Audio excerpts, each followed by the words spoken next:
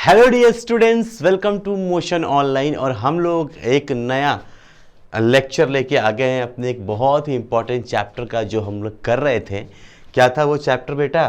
पुष्पी पादपों में लैंगिक जनन। हम बात कर रहे थे कि कैसे लैंगिक जनन होता है पुष्पी पादपों में, और हमने उसके बारे में काफ़ी कुछ बातें पढ़ लिया था। यस और नो? हमने नर युग्मक बना लिया, हमने मादा युग्मक भी बना लिया है अब तक।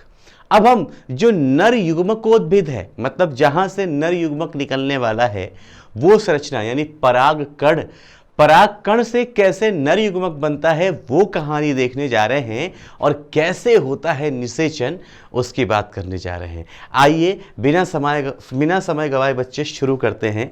सबसे पहले हम पराग नलिका का विकास कैसे होगा और कैसे दोनों युग्मक एक दूसरे के साथ मिलते हैं।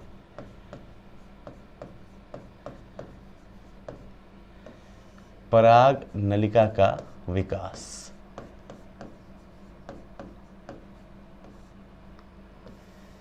भाई स्पष्ट सी बात है बच्चे कि हम चाहते हैं कि निषेचन हो, तो इस निषेचन को होने के लिए दोनों युग्मकों का संलयन आवश्यक है। यस और नो? जब दोनों युग्मक संलयित होंगे तभी निषेचन की प्रक्रिया संपन्न होगी।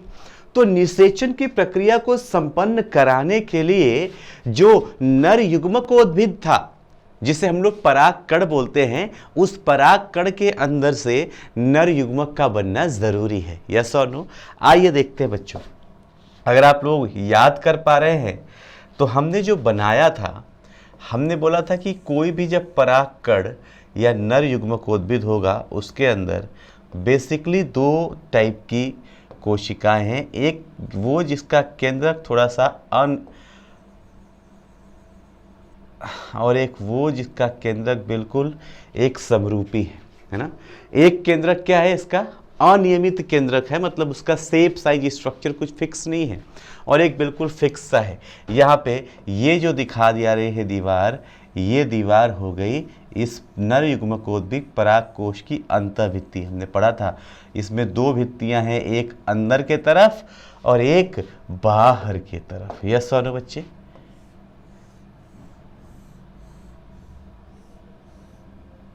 एक बाहर की तरफ ये जो बाहरी भित्ति है, अंतःभित्ति नॉर्मल सी है,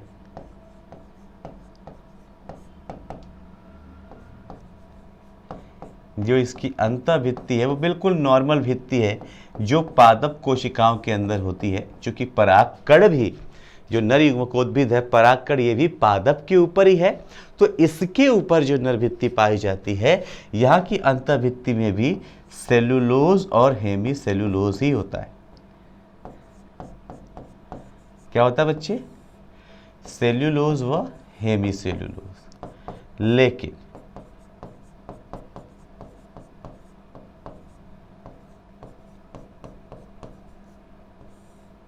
लेकिन आप लोगों को याद है कि इसकी जो बाह्य भित्ति है,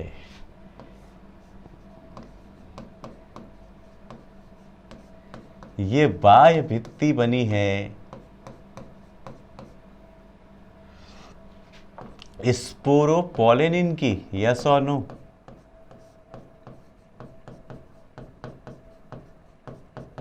ये बाह्य भित्ति किसकी बनी बेटा? स्पोरोपोलिनिन की, जो टेपिटम के द्वारा स्रावित है। अगर आपको याद है तो ये स्पोरोपोलिनिन का श्रावण कौन कर रहा था? टेपिटम द्वारा स्रावित। यस और नो? तो यहां पे जब हम देख रहे हैं एक परागकण को, ये हमने जो बना रखा है, ये क्या है? ये हमारा परागकण है, या इसी को हम बोल रहे हैं क्या? नर युग्मकोद्भिद। नर युग्मकोद्भिद क्यों? क्योंकि यही वो संरचना है जहां से हमारा नर युग्मक का उद्भव होने वाला है, नर युग्मक बनने वाला है, इसलिए क्या बोल देते हैं हम इसे, नर युग्मकोद्भिद बोल देते हैं। तो जब हम इस देखते हैं तो हमें बड़ा स्पष्ट रूप से दिखाई देगा कि भाई परागकण में दो कवरिंग है, एक सेल्यूलोज और हेमीसेल्यूलोज की जो अंतर वाली है, बाहर वाली स्पोरोपोलिन की है जो टैपिटम से बनी हुई है। यस और नो। और ये हो गया हमारा एक परागकण। सामान्य पादपों में जो संरचना बनी है, आपको एक बार रिकॉल करा दूं, हम लोगों ने पढ़ा है इस पे,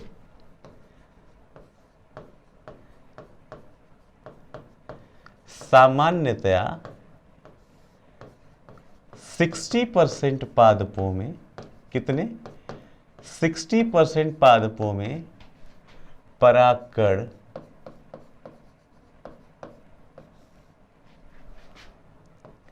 इसी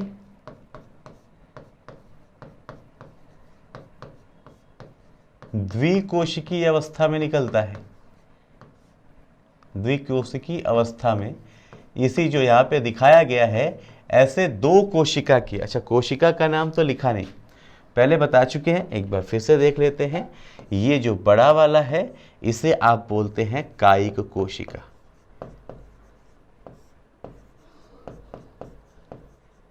क्या कहलाती है ये, कायिक कोशिका। इसका बड़ा सा आकार होता है और ऐसा लगता है कि इसी के कोशाद्रव्य के अंदर ये बीच वाली, ये यहाँ वाली जो जननी कोशिका है वो इसी के कोशाद्रव्य में तैर रही है, ऐसा आभास होता है। ये जो नीचे तर्क रूप छोटी सी कोशिका है, ये है हमारी जननिक कोशिका।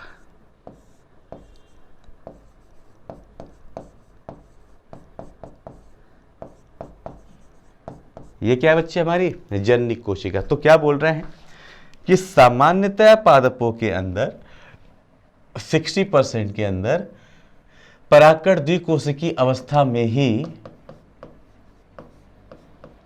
प्रक्षेपित होता है।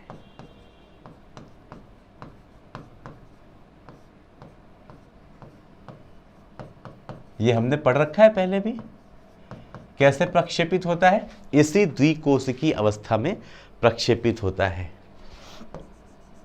शेष 40% के अंदर, शेष 40% एंजियोस्पर्मिक पादपों के अंदर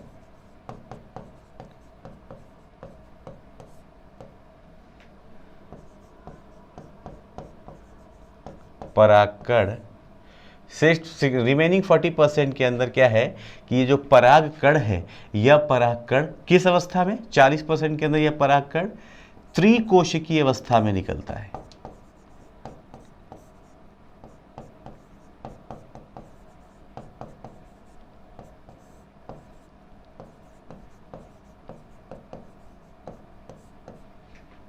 त्रिकोशिकीय अवस्था में निकलता है या प्रक्षेपित होता है। यहाँ पे जो परागकणों का प्रक्षेपण होता है वो प्रक्षेपित होता है किस अवस्था में, त्रिकोशिकीय स्थितियों में, 3 सेल्स की कंडीशन में प्रक्षेपित होता है। जरा देखेंगे यहाँ पे आप,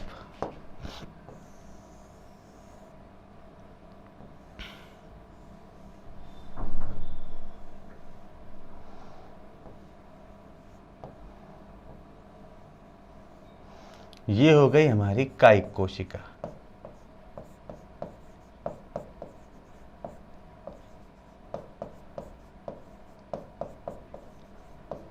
ये क्या हो गई बच्चे, हमारी कायिक कोशिका। और ये जो है यहाँ पे पहले से ही जो जननिक कोशिका है वो 2 भागों में बट गई।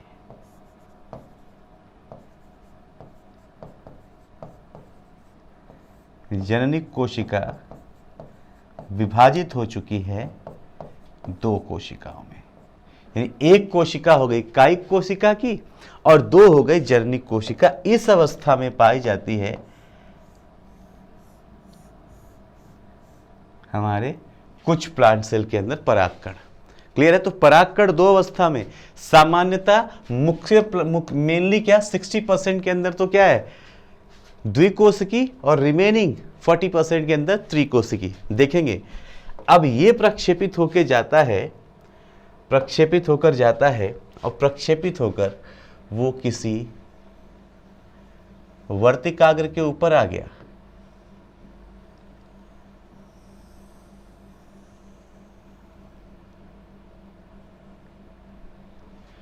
प्रक्षेपित होकर कहाँ आ गया, ये किसी वर्तिकाग्र के ऊपर आ गया। ऐसा जब ये किसी वर्तिकाग्र के ऊपर आता है, प्रक्षेपित होकर कहाँ जाता है बच्चे, वर्तिकाग्र के ऊपर। ये लो, जब ये वर्तिकाग्र के ऊपर आता है, ध्यान देना है, हम पराग नलिका का विकास ही पढ़ रहे हैं बेसिकली, यस और नो, और हमने बना दिया एक बड़ी सी पराग नलिका, सॉरी परागकण। जब ये यहाँ पे आता है तो नीचे के ऊपर के तरफ हो गई जननिक कोशिका, ध्यान से देखेंगे, और नीचे के तरफ हो गई अब ये इसकी कायिक कोशिका, यस और नो। हमने पढ़ा था कि इसके ऊपर जो परतें हैं, इसके ऊपर जो बाह्य चोल है जहाँ पे स्पोरोपोलिन है, कहीं कहीं पे स्पोरोपोलिन का अभाव होता है, स्पोरोपोलिन नहीं पाया जाता है, उस जगह को हम बोलते हैं जनन छिद्र, जर्मपोर।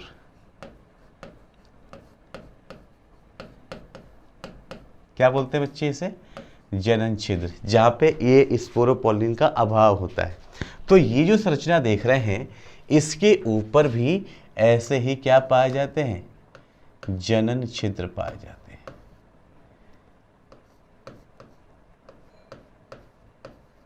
इसके ऊपर भी क्या पाए जाते हैं, जनन छिद्र, जहां से इस जनन छिद्र से आपने जो देखा है, ये कायिक कोशिका निकल के इसके अंदर पराग नलिका बनाती है।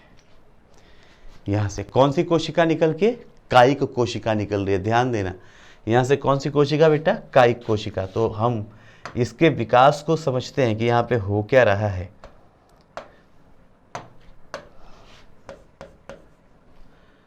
परागण के पश्चात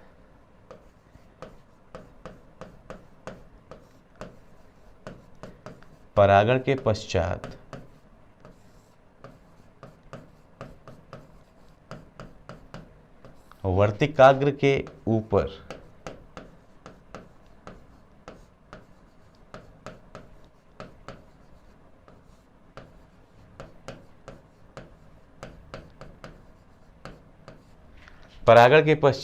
वर्तिकाग्र के ऊपर कायिक कोशिका पराग नली का निर्माण करती है। क्या करती है, कायिक कोशिका पराग नली का निर्माण करती है। दिख गया, यहां पे पराग नली बनने के बाद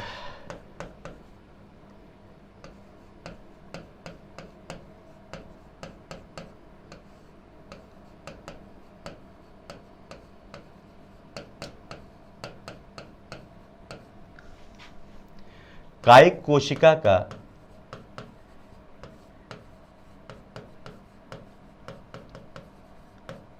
पराग नली बनने के बाद जो कायिक कोशिका का जीव द्रव्य है, का कोशा द्रव्य,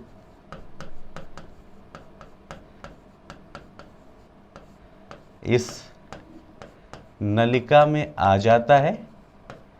कोशा द्रव्य क्या हो जाता है, इस नलिका में आ जाता है।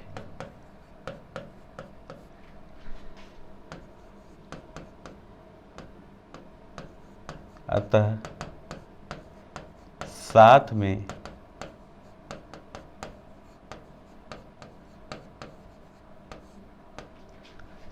में जननिक कोशिका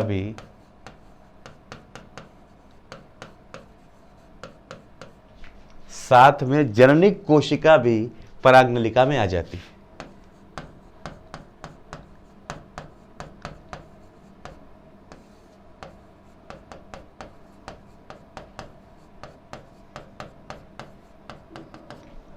जननिक कोशिका भी क्या आ जाती है, पराग नलिका में। यानी यहां पे जो कोशा द्रव्य है इस जगह पे, वही सेम साइटोप्लाज्म यहाँ पे भी आ गया, यस और नो। ये मैंने बना दिया कोशा द्रव्य पराग नलिका, और इसके अंदर जननिक कोशिका बना दी मैंने ये।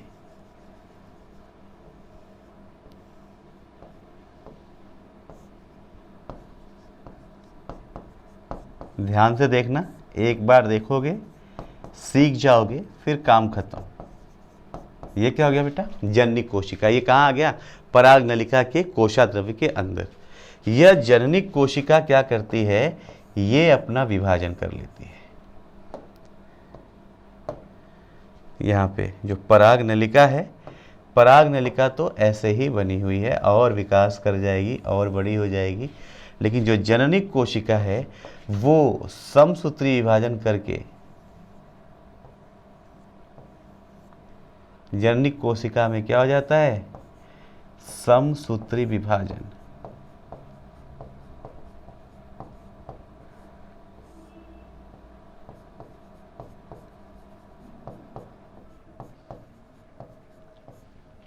समसूत्री विभाजन करके दो नर युग्मक बना लेता है। ये लो, नर युग्मकोद्भेद से, परागकण से हमने दो नर युग्मक यहाँ पे बना लिए। क्लियर है बच्चे। अब ये दोनों नर युग्मक आपकी मदद करेंगे, ये दोनों नर युग्मक आपकी मदद क्या करेंगे, ये आराम से आपके निषेचन में मदद करेंगे। अब जहाँ पे आपको ध्यान देना है क्या, कि जहाँ पे परागकण द्विकोशिकी था यहाँ पे दो नर युग्मक बन गए, और जहाँ पे पहले से त्रिकोशिकी था वहाँ पे जो दो जनन कोशिकाएं थी वही नर युग्मक की भांति काम करने लगती हैं। क्लियर है बच्चे। अब हम ये मानते हैं कि परागण भी संपन्न हो गया और ये आ गया किसी स्त्री केसर के वर्तिकाग्र पर, किसी स्त्री केसर के वर्तिकाग्र पर आ गया, तो वहां पे निषेचन की प्रक्रिया कैसे होती है वो देखते हैं। अब हम लोग चलते हैं बेटा डायरेक्ट कहां पे, निषेचन।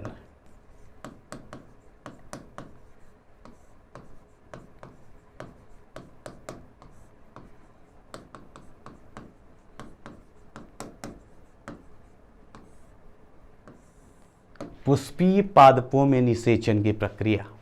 जब भी हम पुष्पीय पादपों के निषेचन की बात कर रहे हैं बेटा, देखे जरा यहाँ पे क्या हो रहा है, कैसे हो रहा है। आपको अब पूरी कहानी बहुत स्पष्ट रूप से और ध्यान से देखनी है, समझनी है कहाँ पे क्या हो रहा है, एक एक चीज़ को बहुत ध्यान से। मैं चाहता हूँ आप लोग देखें और सीखें कि हो क्या रहा है। ये तो समझ ही गए आप लोग कि मैंने क्या बनाया, वर्तिकाग्र बनाया।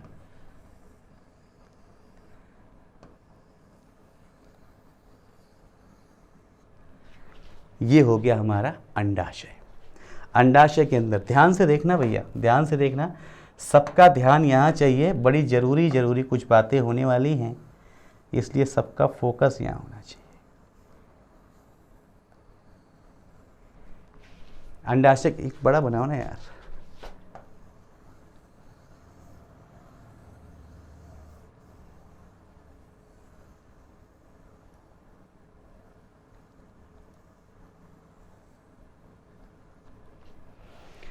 अंडाशय के अंदर कोष्ठ, कोष्ठ के अंदर बीच में हमारा बीजांड।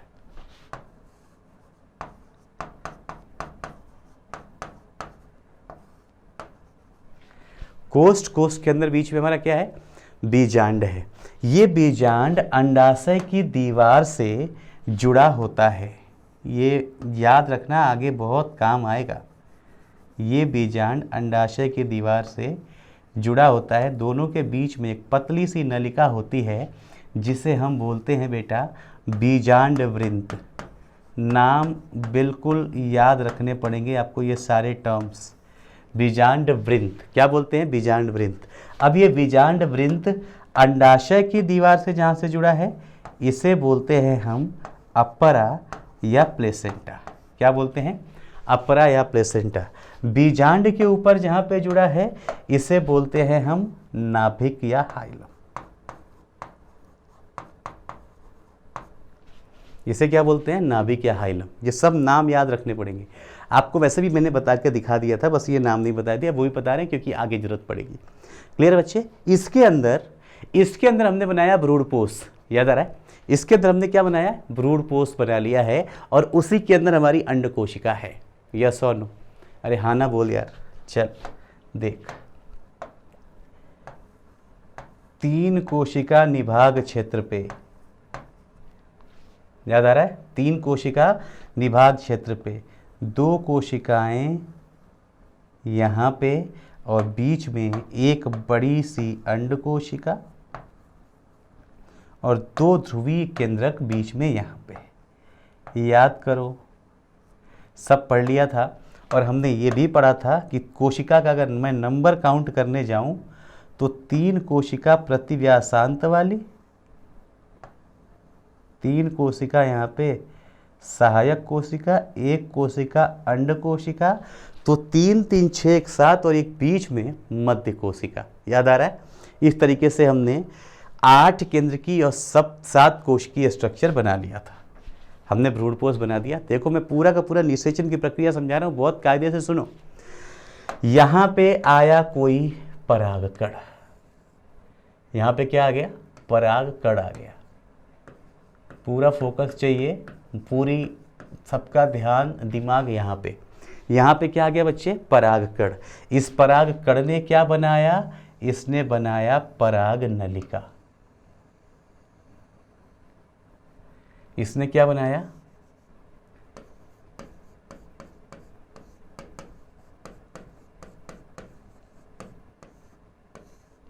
इससे बनाया पराग नलिका।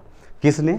परागकण की कौन सी कोशिका ने? कायिक कोशिका से पराग नलिका बना और जननिक कोशिका इसके अंदर आ गई। हाँ, हमने सीखा था जननिक कोशिका कहीं पे डिवाइड हो रही थी तब बन रहे थे नर युग्मक, और कहीं पे पहले से ही त्रिकोशिकी परागकण के अंदर पहले से ही जननिक कोशिका दो थी तो वो नर युग्मक की तरह काम करी। तो ओवरऑल मैं ये बोल दूं कि यहाँ पे जो संरचना नीचे आ रही है इसके अंदर ये रहे हमारे 2 नर युग्मक। ये क्या है बच्चे? नर युग्मक। जैसे जैसे इस परागकण का विकास होगा, जैसे जैसे इस परागकण का विकास होगा, थोड़ा सा और ध्यान यहाँ देना, इसके इस छोर पे यहाँ पे उंगली नुमा फिलिफॉर्म ऑपरेटर्स पाए जाते हैं। तंतुमय समुच्चय, याद आ रहा है?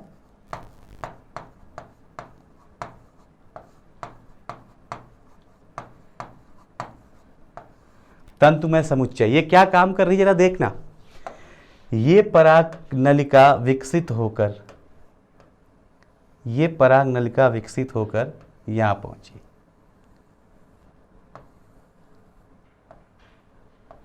जैसे ही ये पराग नलिका इस बीजांड द्वार पे आएगी, बीजांड द्वार पे आने के बाद ये तंतुमय समुच्चय उसको आकर्षित करता है। वह तंतुमय समुच्चय क्या करता है? उसको आकर्षित करता है, और आकर्षण की वजह से ये पराग नलिका यहाँ इस कोशिका, कौन सी कोशिका? सहायक कोशिका।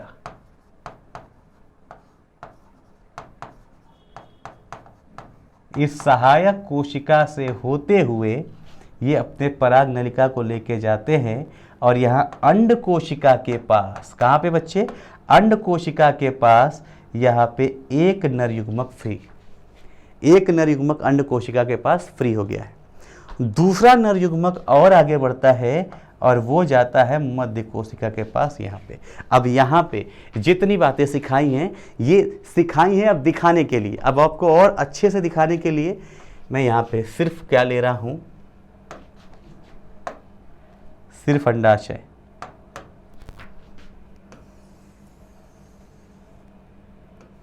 ये क्या है? सिर्फ अंडाशय वाला हिस्सा, ऊपर वाला छोड़ दो। अब इस अंडाशय के अंदर हमने भ्रूणपोष बना ही लिया था।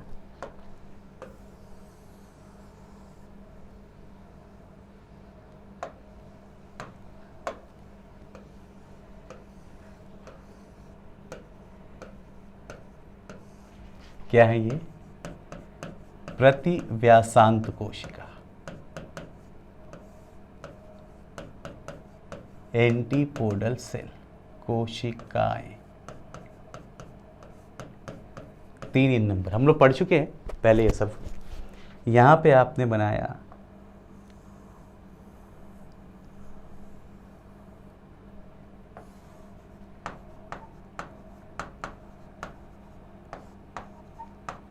सहायक कोशिका। बहुत ध्यान से समझने की जरूरत है बच्चों, बड़ी मज़ेदार सी बातें हैं यहाँ पे, और इसी के लिए पूरा चैप्टर हम इतनी मेहनत से पढ़ रहे थे, इसी दिन के लिए, इसी अवसर के लिए ये पढ़ रखा है।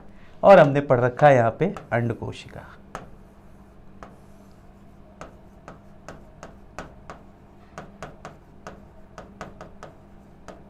बस देखते रहना है, सब समझ में आएगा। है ना। अगर आप लोगों ने पहले से थोड़ा सा भी सीरियस होकर इस संरचना को पढ़ लिया है, समझ लिया है, तो सब समझ में आएगा। ध्यान से देख लो, यहाँ पे जैसे ही क्या आया था, पराग नलिका आई थी, हमने पराग नलिका की एंट्री यहाँ से करा दी थी, यस और नो। और पराग नलिका में से एक जो नर युग्मक था वो आपने यहाँ निकाल दिया था, थोड़ा और बड़ा कर दो दिखता रहे, और अंड कोशिका वाला इसका न्यूक्लियस भी ये दिखता रहे। एक यहाँ निकाल दिया था और एक नर युग्मक यहाँ आ गया था। कहाँ आ गया था? यहाँ पे देखो, यहाँ पे अंड कोशिका के साथ संलयन होता है जब नर युग्मक का, तो यहाँ पे युग्मनज बनता है। क्या बन जाता है? युग्मनज का निर्माण। ये हुआ क्या? एक निषेचन। निषेचन का मतलब क्या? Syngamy, fertilization. युग्मनज बन गया, दो नर युग्मक मादा युग्मक दोनों युग्मक मिल गए, युग्मनज बन जाएगा, यस और नो।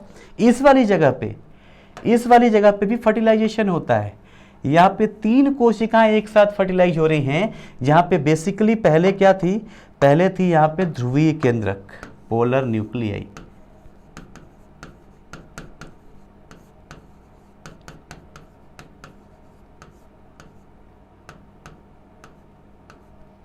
ध्रुवीय केंद्रक जो किस में परिवर्तित हो गया है? ध्रुवीय केंद्रक परिवर्तित हो जाता है प्राथमिक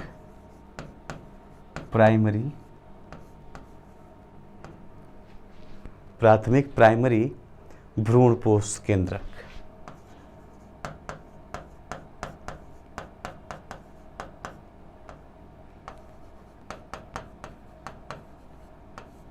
ये किस में परिवर्तित हो गया? ध्रुवीय केंद्रक किस में परिवर्तित हो गया?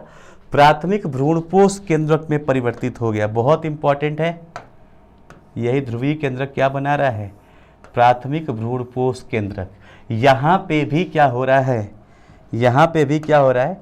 संलयन हो रहा है। ध्यान दें,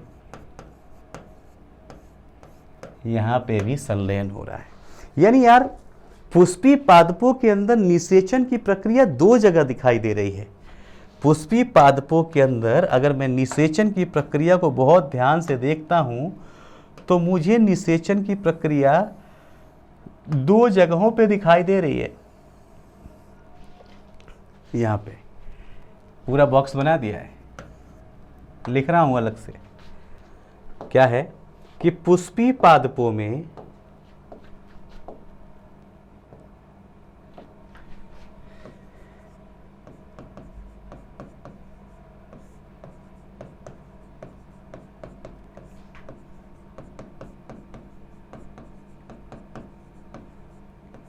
निषेचन, और जब मैं पुष्पी पादपों में निषेचन के बारे में सोचता हूं, समझता हूं, तो मुझे क्या दिखाई दे रहा है?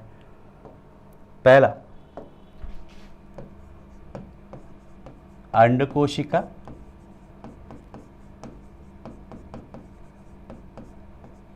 जिसे मैं लिख सकता हूं मादा युग्मक। अंड कोशिका के साथ निषेचित हुआ क्या?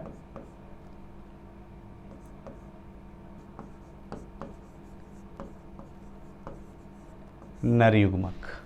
अंड कोशिका मादा युग्मक के साथ क्या निषेचित हुआ? नर युग्मक। और इन दोनों युग्मकों के निर्माण से क्या बन गया? युग्मनज बन जाता है। क्या बन जाता है बेटा? युग्मनज। मादा युग्मक हमेशा कैसे होते हैं? अगुणित। युग्मनज कैसा होगा? 2n होगा, द्विगुणित होगा। समझ लीजिए पूरी कहानी। यहाँ पे एक निषेचन की प्रक्रिया हुई जिससे क्या बना? युग्मनज बना। यहाँ पे दूसरा, ध्रुवीय केंद्रक। कितनी थी संख्या ध्रुवीय केंद्रकों की? यहाँ पे पहले से ही 2 ध्रुवीय केंद्रक थे, तो एक n था, एक n था, यस और नो। n और n 2। यहाँ पे आया एक नर युग्मक फिर, और यहाँ पे इसे तो आप क्या बोलते हैं?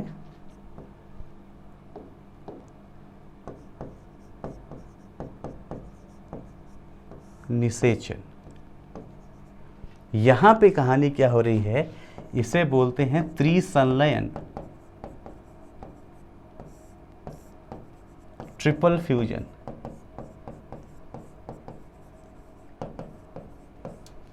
What is this? This is triple fusion, त्रिसंलयन। ये तीनों एक साथ समाकेतित हो गए, एक साथ मिलके यहां पे बना लेते हैं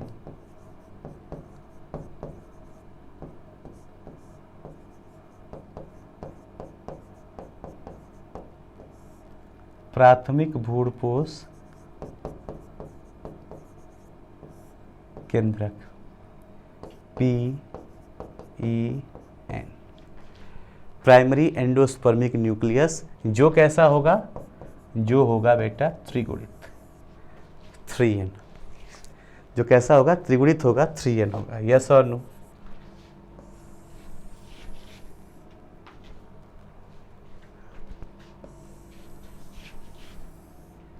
यानी यहाँ पे आपको एक चीज़ और बहुत इम्पोर्टेंट ध्यान देनी है, ये दोनों चीज़ें बहुत अच्छे से। पुष्पी पादपों में बहुत बहुत इम्पोर्टेंट बात कर रहा हूँ, बहुत ज़्यादा महत्वपूर्ण।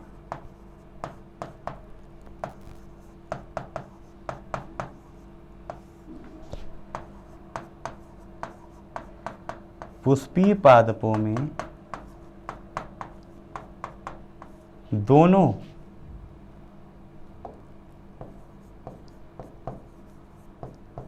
नर युग्मक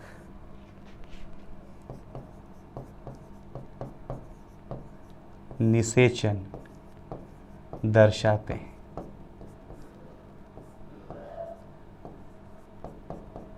दोनों के दोनों नर युग्मक क्या कर रहे हैं, निषेचन दर्शाते हैं। यह प्रक्रिया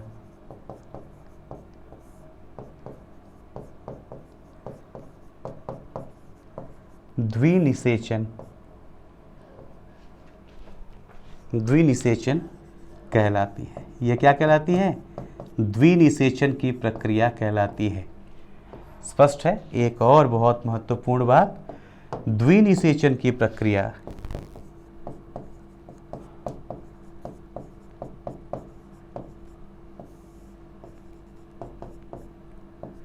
द्विनिषेचन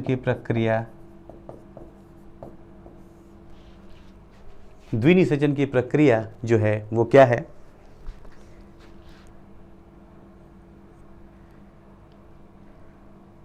पुष्पी पादपों की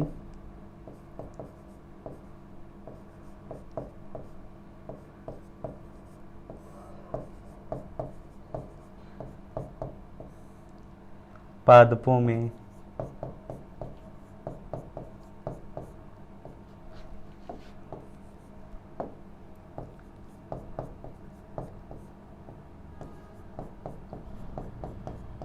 होने वाली अभिलाक्षणिक अभिक्रिया है। मतलब ये सिर्फ इसी के अंदर पाई जाती है, द्विनिषेचन। किसके अंदर? पुष्पी पादपों के अंदर ही पाया जाता है द्विनिषेचन, और किसी प्लांट में नहीं पाया जाता। ये पूरा आप प्लांट किंगडम पढ़ेंगे, उस पूरे प्लांट किंगडम में जो द्विनिषेचन की प्रक्रिया है, ये द्विनिषेचन की प्रक्रिया किसके ये लक्षण किसके हैं, ये सिर्फ और सिर्फ पुष्पी पादपों के लक्षण हैं। तो बच्चों, हमने पढ़ लिया कि पुष्पी पादपों में द्विनिषेचन हो रहा है, 2 बार हो रहा है। मैंने लिख के भी दिखा दिया, ये 1 बार, ये 2 बार, इसलिए हम इसे क्या बोल रहे हैं, द्विनिषेचन। और ये द्विनिषेचन की प्रक्रिया पुष्पी पादपों की अभिलाक्षणिक अभिक्रिया है, अद्वितीय अभिक्रिया है, जो सिर्फ इन्हीं पुष्पी पादपों में होता है। कैसे होता है, क्या क्या चीज़ें हुई, किससे क्या बना और क्या चीज़ें होंगी, इसके बाद देखो निषेचन हो गया। हमने क्या पढ़ा था, 3 भाग में पढ़ना शुरू किया था। हमने पहले भाग को बोला था कि यहाँ पे हम युग्मक जनन पढ़ेंगे, युग्मक बने कैसे और युग्मक का स्थानांतरण कैसे हुआ। ये पूरी प्रक्रिया जो है वो परागण तक की हो गई। क्लियर है बच्चे? परागण के बाद की पराग नलिका बनना और निषेचन की प्रक्रिया हमने आज कर ली। निषेचन से हमने देख भी लिया कि बना क्या क्या, हमने देख लिया कि एक जगह पे प्राथमिक भ्रूणपोष केंद्रक बन रहा है, एक जगह पे युग्मनज बन रहा है। अब इनसे आगे की प्रक्रिया कौन सी होगी, क्या होगी, उसे हम लोग बोलते हैं पश्च निषेचन अभिक्रिया, क्या बोलते हैं उसे? पश्च निषेचन अभिक्रिया, पोस्ट फर्टिलाइजेशन इवेंट्स। पश्च निषेचन अभिक्रियाओं में क्या क्या चीजें होती हैं, वहां पे पोस्ट फर्टिलाइजेशन में क्या चीजें होंगी, कैसे यहां से जो आगे का विकास होगा वो कैसे होगा, उसका मैं एक छोटा सा इंट्रो मतलब ब्रीफ दे देता हूं। आपको बताना यहां पे ज्यादा जरूरी है। हाँ, इसका विस्तृत रूप पढ़ेंगे अगले लेक्चर में कि कहां पे कैसे क्या हुआ। क्लियर है बच्चे? देखें, एक थोड़ा सा इसका एक जो डेमो वाला पार्ट है, अब आप समझ जाएंगे कि हम इसे क्यों आवृत्त बीजी बोलते हैं, क्या कहानी है, सब समझ में आ गया होगा। अब तक आपको नहीं आया तो अब बिल्कुल क्लियर स्पष्ट रूप से आ जाएगा। यहाँ पे कहानी क्या हो चुकी है जरा देखिए। यहाँ पे कहानी हो चुकी है कुछ ऐसी। यहाँ पे इस जगह पे निषेचन की प्रक्रिया हो चुकी है और निषेचन की प्रक्रिया होने के बाद यहाँ पे स्थिति ऐसी है कि यहाँ पे 3 है प्रतिव्यासांत कोशिकाएं, यहाँ से 2 है सहायक कोशिकाएं और अब यहाँ पे अंड कोशिका नहीं है,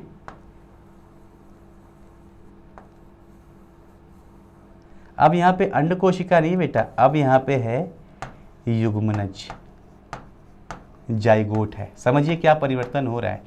यहाँ पे क्या है बच्चे? अब जाइगोट है। और देखिए यहाँ पे जो बीज की स्थिति है, बीज में तो 3 कोशिकाएं एक साथ हैं, जिसे हम बोल रहे हैं प्राथमिक भ्रूणपोष केंद्रक। बहुत अच्छे से समझिएगा, बड़ा टेढ़ा लगता है लेकिन मैंने आपको बहुत इजी तरीके से स्टेप बाय स्टेप सिखाने की कोशिश की है। जो बच्चे शुरुआत से लेके अंत तक पढ़ लेंगे उन्हें कहीं कोई गलती नहीं नज़र आएगी, कोई गलती नहीं होगी उनकी और उनको चीज़ें बहुत आसान नजर आएंगी। ये हो गया प्राथमिक भ्रूणपोष केंद्रक। ध्यान से देखना, जैसे ही फर्टिलाइजेशन हो जाता है, जैसे ही निषेचन हो जाता है, आपने सीखा है कि इसके ऊपर बहुत सारे और भी संरचनाएं हैं। ये भी हो सकता है, हमने यहाँ पे अगर कलरफुल पार्ट बनाना है तो यहाँ पे ये फ्लावर का रंगीन हिस्सा भी हो सकता है, दल, बाह्य दल, पुंकेसर, स्त्री केसर, चारों चीज़ें थी ना, तो यहाँ पे बाकी संरचनाएं भी हो सकती हैं। लेकिन अब आपको यहाँ से समझना है कि निषेचन के पश्चात, ध्यान दें, निषेचन के पश्चात सभी पुष्पांग, स्त्री केसर को छोड़कर, निषेचन के पश्चात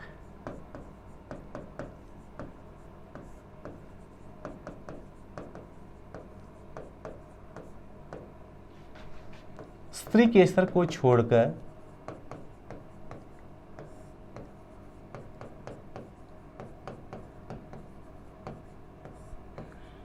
सभी पुष्पांग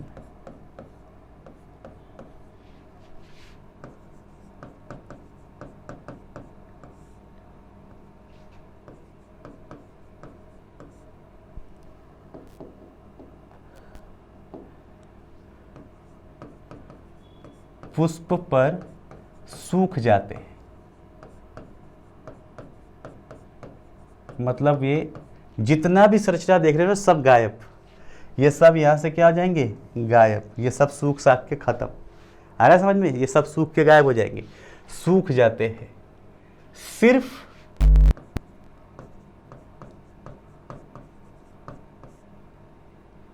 जायांग या स्त्री केसर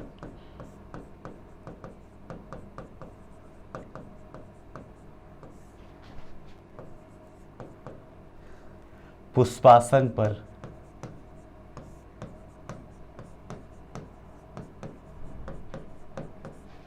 रह जाता है। क्या रह जाता है? जायांग रह जाता है पुष्पासन पर, जिसमें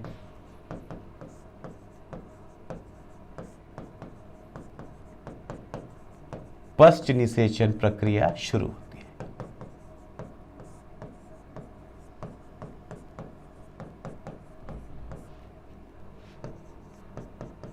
जिसमें क्या होती है बच्चे?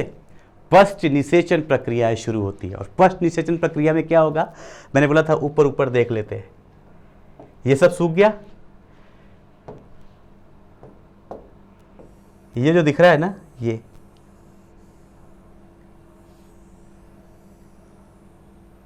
ये अंडाशय पूरा का पूरा फल में परिवर्तित हो जाता है। क्या होगा, देखो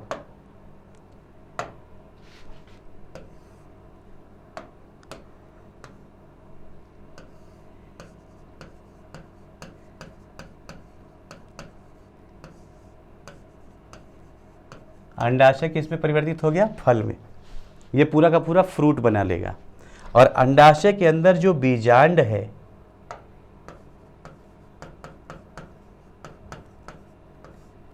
बीजांड किस में परिवर्तित हो जाता है, बीज के अंदर। यानी ऐसा नहीं लग रहा कि फल के अंदर बीज, अरे ऐसा नो, फल के अंदर क्या है, बीज। इसीलिए ये बीज ढके होते हैं फल से, इसी वजह से तो इन्हें आवृत्त बीजी बोलते हैं। यस और नो, बीज के अंदर दो चीजें, क्योंकि आप ध्यान दें तो आपने बीज में इसको ही परिवर्तित किया है, ये संरचना।